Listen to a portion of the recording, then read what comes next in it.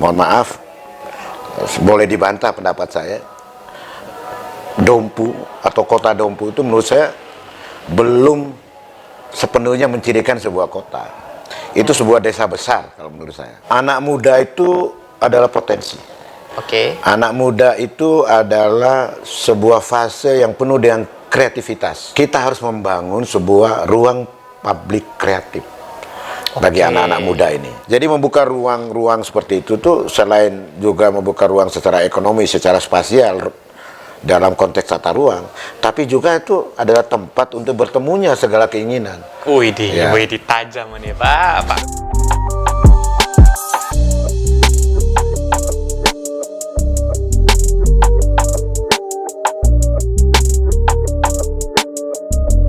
Ini teman-teman belum saya kasih tahu ya teman-teman ya. Beliau ini adalah, mohon maaf dah ya, saya mention dah ya, keturunan Kesultanan di Dompu. Jadi apa ya, kalau di Dompu itu dipanggilnya rumah.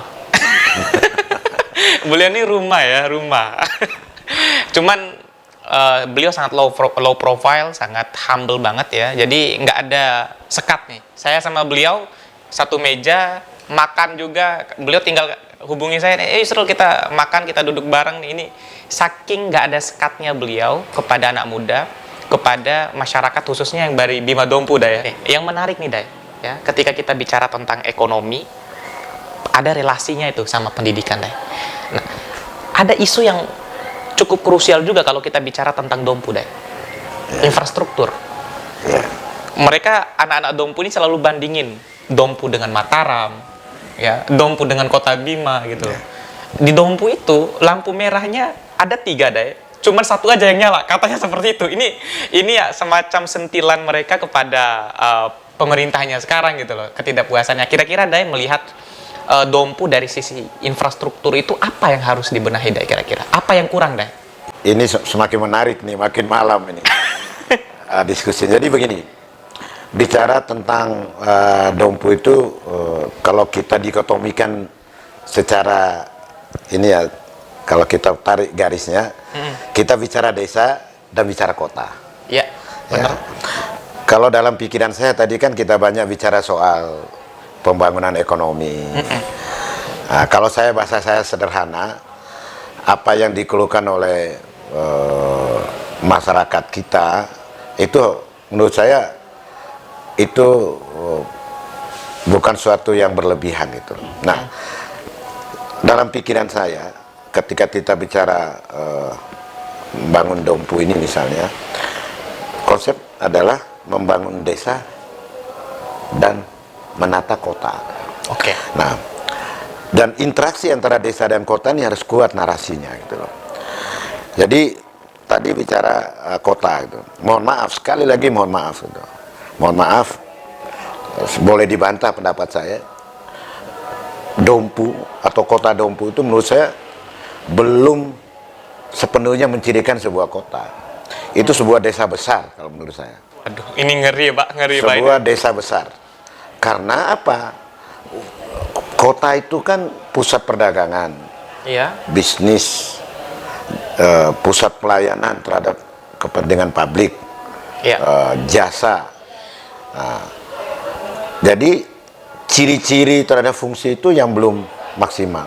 Ya, kita lihat kota Dompu. Mohon maaf sekali lagi, pasti kesan kita sepintas tidak tertata dengan baik, semrawut, kumuh, tidak cukup banyak ruang terbuka untuk publik, terutama anak-anak muda gitu.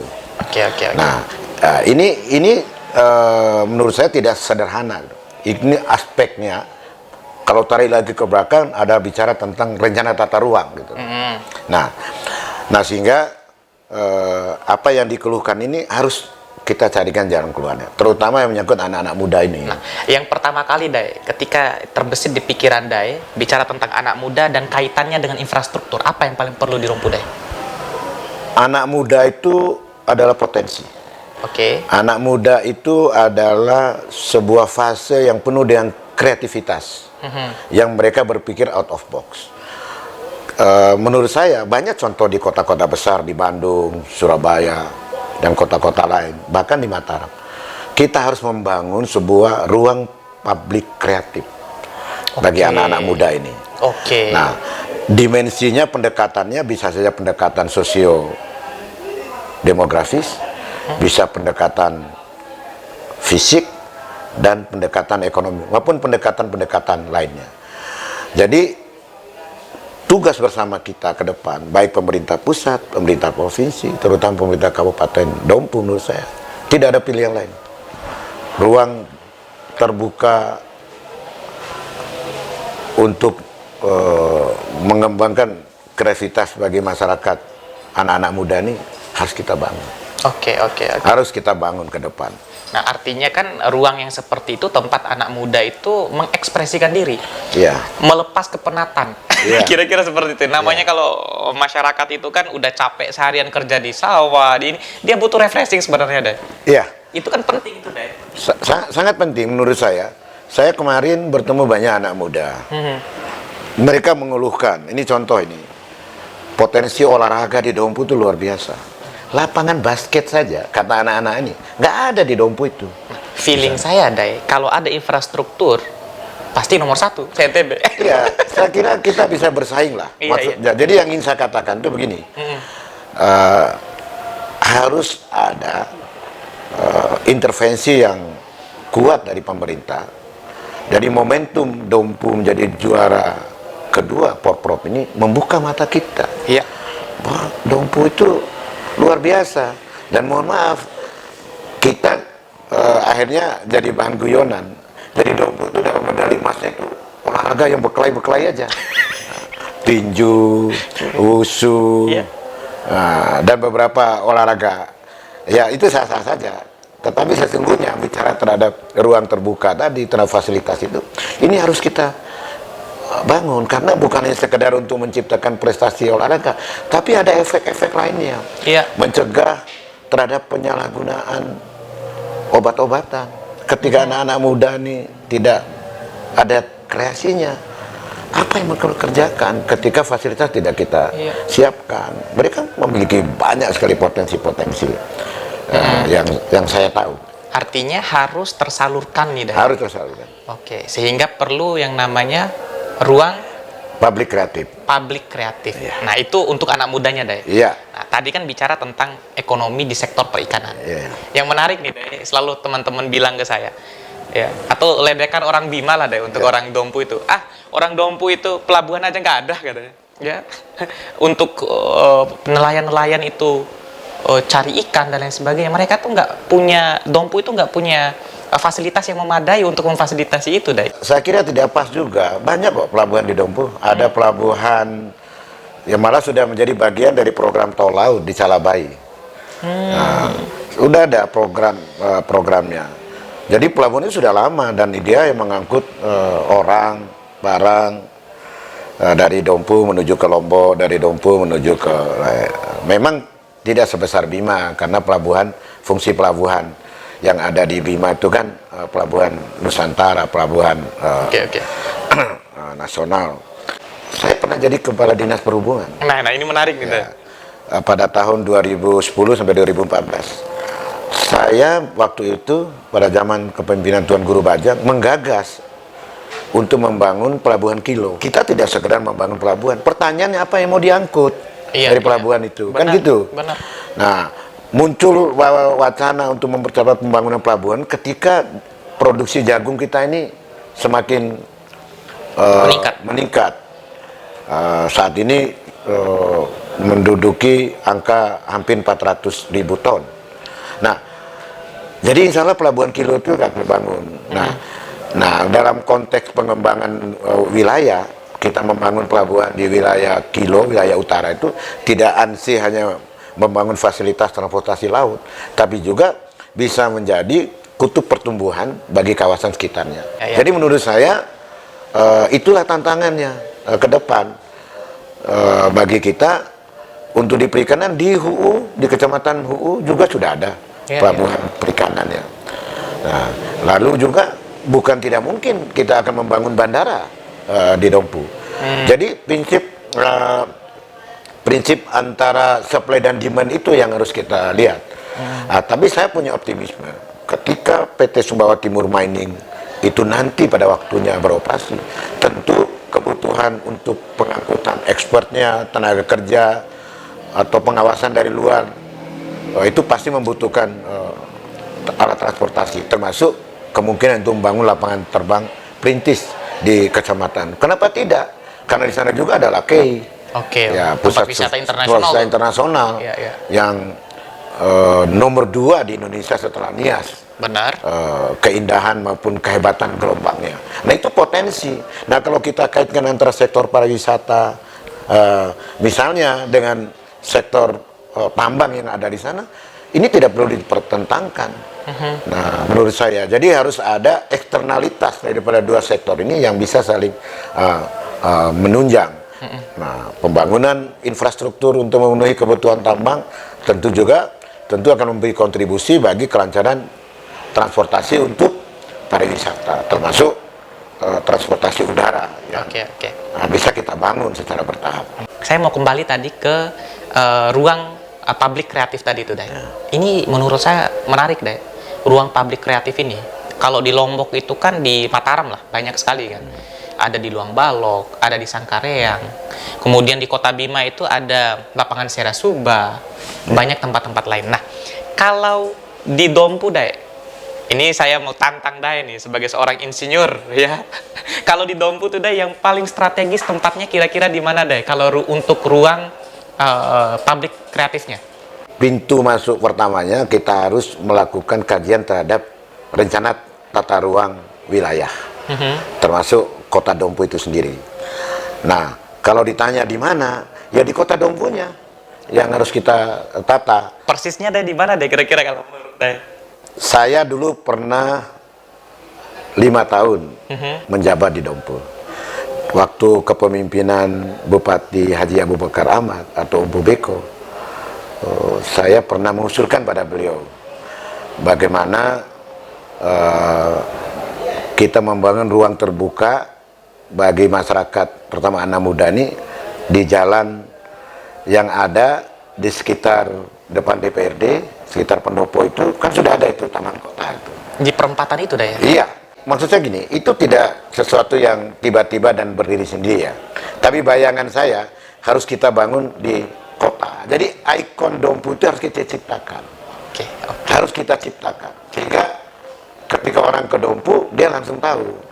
Sama loh kalau kita datang ke kota-kota besar di Jawa atau di mana ada kota, di situ ada alun-alunnya, ada tempat orang olahraga, anak-anak muda bisa tampil dengan kreativitasnya setiap hari gitu. Nah, menurut saya, lalu di situ bisa membeli oleh-oleh, tenun Dompu, makanan khasnya. Jadi selama ini kan orang lewat saja dari Bima ke Sumbawa atau sebaliknya, bahkan yang dari Sumatera sampai ke NTT kan lewat Dompu. Ya, tapi tidak kita manfaatkan, hanya kita biarkan mereka lewat saja. Nah, kita tangkap mereka itu. Saya tertarik karena Day Iwan ya itu dulu kuliah di Malang, S1-nya di Brawijaya, teman-teman. Jadi di Malang itu ada namanya alun-alun. Alun-alun, ya. Kalau di Batu itu ada alun-alun Batu. Batu, ya. Jadi memang berlatar belakang pikiran itu juga berarti, Daya. Iya. Perlu ada ikon daerah berarti. Iya, selalu. Jadi kenapa ini kembali lagi kepada Dr. Jul. Iya, iya. Kenapa dia begitu getol mengirim anak-anak ini sekolah ke luar negeri? Ya. Untuk membuka wawasan. Ketika kita melihat kemajuan di luar daerah, bagus. Itu kita contoh. Dan tidak haram mencontoh yang baik itu. Istilahnya itu ATM. Amati, tiru, modifikasi. Jadi kita contoh aja yang bagus-bagus di luar daerah. Kenapa enggak? Ya, kita punya kok sumber daya yang kita miliki kok.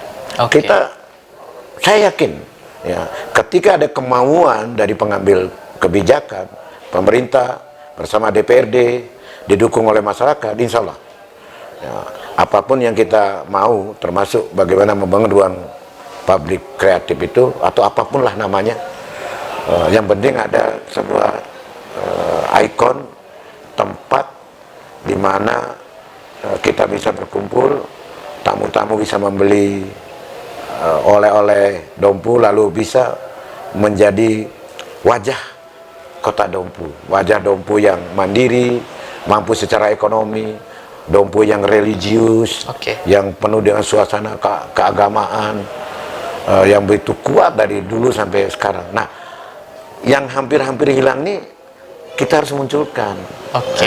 Nah, salah satu memunculkannya adalah melalui ruang-ruang publik kreatif seperti itu. Jadi anak-anak muda bisa berkreasi bagaimana mendorong produk-produk lokal ini sehingga nanti tidak saja menguntungkan secara ekonomi bagi pelaku UMKM, tapi juga bisa menjadi promosi buat daerah kita. Benar. Dan yang menarik ruang publik kreatif itu, Day, kan ruang publik namanya, Day. Pasti pejabat di situ ada. Hari Minggu nih, Day, saya bayangin nih, pejabat lari di situ kan, ya. Terus ada penjual UMKM, anak muda di situ, Day. Jadi nggak ada sekat antara pejabat nih. Langsung bisa ketemu langsung gitu, sekedar curhat, saya maunya ini dong untuk Dompu, tuh bisa gitu, Day, kalau ada ruang seperti itu. Ini kan kalau nggak ada ruang pertemuan antara pejabat dengan anak muda itu, ya semacam ada gap itu, Day. Anak muda ini kan potensi. Mereka itu cara berpikirnya juga kadang-kadang menurut ukuran kita yang tua-tua itu liar gitu. Padahal itu belum tentu seperti itu. Nah, jadi membuka ruang-ruang seperti itu tuh selain juga membuka ruang secara ekonomi, secara spasial dalam konteks tata ruang, tapi juga itu adalah tempat untuk bertemunya segala keinginan. Wih, tajam nih, Pak segala keinginan gitu loh. Jadi ketika di situ anak muda berkumpul, lalu mereka melahirkan ide-idenya, ditangkap dengan baik oleh pemerintah atau pengambil kebijakan, itu bisa dilakukan dalam konteks seperti itu. Nah, ini menarik nih, Day. Nah, bicara tentang infrastruktur tadi itu, Day, dan bicara tentang anak muda, Day. Yang paling pertama muncul di benak Day ketika kita bicara tentang anak muda itu apa, Day? Saya hakul yakin maju atau mundurnya Dompu ke depan itu adalah di tangan anak-anak muda sekarang ini. Ya, karena kita juga secara politik harus kita yakini bahwa pemilih terbanyak di daerah ini, termasuk di Dompu itu kan anak muda. Anak muda. Mereka sudah memberikan hak politiknya, memilih pemimpinnya, lalu tidak diimbangi dengan memberikan hak kepada mereka untuk berkreasi. Ini menurut saya tidak adil gitu loh. Nah, ini yang mungkin sering kita lupakan selama ini.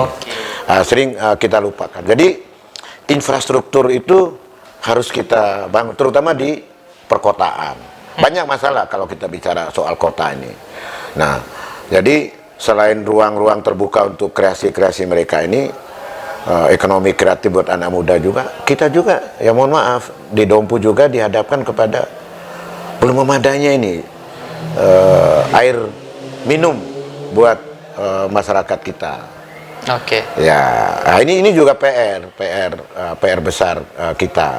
Nah, sehingga kunci daripada semua apa yang kita katakan tadi, sekali lagi, karena saya ini kepala dinas PUPR, saya ini seorang insinyur, dan saya pernah jadi kepala Bapeda, kepala dinas perhubungan, tentu saya meyakini 100% bahwa ketika kita bicara menghadirkan investasi ke daerah, ketika kita ingin menata sebuah kawasan perkotaan, ingin membangun desa, karena memang masyarakat kita itu adalah mayoritas pada desa, kita harus bicara bagaimana infrastruktur pertanian, infrastruktur jalan, jembatan, dan lain-lain. Nah, sehingga kita bicara pertanian, bagaimana irigasinya, bagaimana sumber air bakunya. Kita bicara bicara kesehatan bagi masyarakat. Ketika kita ingin menghadirkan investasi, membangun desa wisata, bagaimana orang mencapai daerah-daerah potensial terisolir itu. Sekali lagi, kita butuh infrastruktur. Infrastruktur. Syarat untuk hadirnya investasi, salah satunya adalah infrastruktur. Jalan, jembatan, listrik, air minum, telkom, dan lain-lain. Oh, ini semuanya udah dirilis sama Day. Ini masuk dalam pantauan Day. Jadi sumber daya, potensi pariwisata, keindahan alam itu anugerah dari Allah Subhanahu wa Ta'ala. Tetapi keunggulan komparatif itu harus dibangun dengan keunggulan kompetitif. Kita harus mampu memiliki daya saing. Daya saing itu apa? Yang saya jelaskan tadi, kita harus memiliki sumber daya manusia yang produktif pada sektor-sektor strategis. Orang Dompu harus sehat, orang Dompu harus cerdas. Bagaimana bisa bangga kalau kita tidak sehat? Bagaimana kita bangga kalau kita sekolah kita itu saja, banyak penganggurannya? Bagaimana kita mau bangga ketika banyak sekali persoalan-persoalan yang hidup di tengah masyarakat? Nah, sekali lagi, ini perlu direncanakan dengan baik, tata kelola yang dihandle dengan baik bersama antara pemerintah dan masyarakat. Saya masih penasaran tentang satu poin lagi, Day. Bicara tentang anak muda, Day. Kan dari semua yang kita bicarakan ini, salah satu pihak yang harus kita akomodir itu adalah anak muda. Kira-kira, Day, dari pengalaman yang begitu banyak, bagaimana cara untuk mengakomodir anak muda nih, Day? Pendekatannya sebenarnya sederhana. Kita harus menjadi anak muda, walaupun umur kita ini tua. Tapi mungkin masih banyak hal-hal yang harus kita sentuh.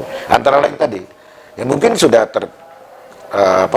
diserap ya, tapi menciptakan ruang yang cukup dalam bentuk eksekusi di lapangan itu menjadi sangat penting menurut saya. Dan itu tantangan untuk anak muda Dompu, bukan hanya anak muda Dompu, tantangan juga buat Dae dan seluruh tokoh-tokoh Dompu yang ada di NTB, seluruh Indonesia dan ada yang ada di Dompu hari ini. Ya, saya kira Dompu itu harus dipikirkan bersama dan memberikan ruang pada siapapun untuk berkontribusi bagi pembangunan.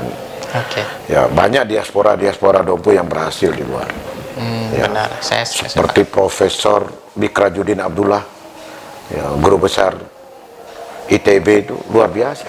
Itu diaspora itu misalnya kita dengarkan. Ya.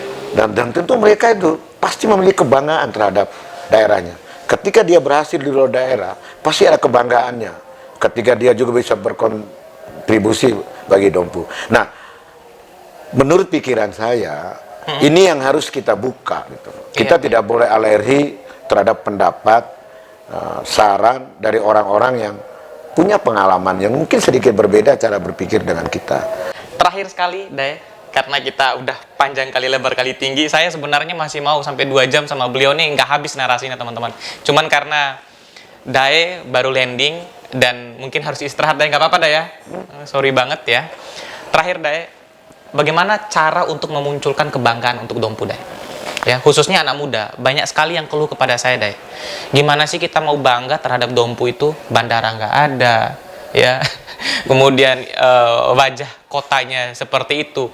Jalan gandeng aja, Dae. Ya, jalan raya, jalan gandeng aja. 2 jalur maksudnya, Dae. Itu cuman panjangnya 50 meter, Dae, nggak sampai 100. Lampu merahnya 3, yang nyala cuma 1. Gimana kami bisa bangga, katanya, Dae? Untuk menciptakan kebanggaan itu perlu proses, perlu waktu. Dan yang bisa melakukan itu kita.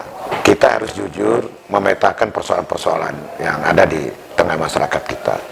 Bagaimana kita mau bangga ketika tidak ada sesuatu yang dibanggakan. Dan sebagaimana juga di tempat lain, di daerah lain, ya, kebanggaan masyarakat itu tercermin dari bagaimana kebanggaan terhadap pemimpinnya. Oke. Bagaimana kebanggaan terhadap tokoh-tokohnya, pendahulunya. Jadi masa lalu, sejarah yang baik itu adalah bara yang akan terus mendorong kita ini ke masa depan. Kira-kira seperti itu ya. Dan kebanggaan itu dimulai dari pemimpinnya. Karena bahaya kalau pemimpinnya nggak punya gagasan, ya, nggak punya pikiran, terus mau merintah orang yang punya pikiran, pada nggak mau orang-orang kan, apalagi mahasiswa-mahasiswa. Kira-kira seperti itulah, Daya. Iya, ini teman-teman menarik ya. Terakhir sekali, Daya, ya, sebagai penutup, kami dari podcast Bicara Santai punya satu souvenir, Daya. Ini support dari Jaya Plakat ya, teman-teman ya. Jadi Jaya Plakat ini tempat pembuatan plakat, baju, ya, terus souvenir paling recommended lah. Kaos seperti yang saya pakai ini dari Jaya Plakat, teman-teman. Jadi ini deh dari Jaya Plakat, deh, tagline-nya podcast Bicara Santai. Wih, mantap. Ini deh. Nah, ini Jaya Plakat nih, teman-teman ya. Sip. Ya, terima kasih. Siap. Ya. Thank you, Day. Terima kasih banyak. Nanti kapan waktu, Day, mampir di podcast Bicara Santai lagi. Terima kasih. Saya dengan senang hati kita cari waktu. Kita bicara-bicara lagi tentang apa saja lah. Tentang apa saja, Day. Soalnya kalau bicara dengan Day Iwan, waktu 4 jam kayak nggak cukup, Day. Serius, Day. Karena pengalaman ini yang dibutuhkan sama teman-teman di podcast Bicara Santai tentang bagaimana membangun komitmen untuk daerah kelahiran dan untuk NTB tempat pengabdian. Kira-kira seperti itu. Saya Yusril Iza Mahendra, teman-teman semua, bersama dengan Tokoh NTB Daiwan menyampaikan salam hormat dan salam hangat. Mudah-mudahan kita semua sehat dalam berpikir dan terus berkomitmen untuk membangun daerah kita, Dai. Insya Allah, amin. Oh, siap. See you. Assalamualaikum warahmatullahi wabarakatuh.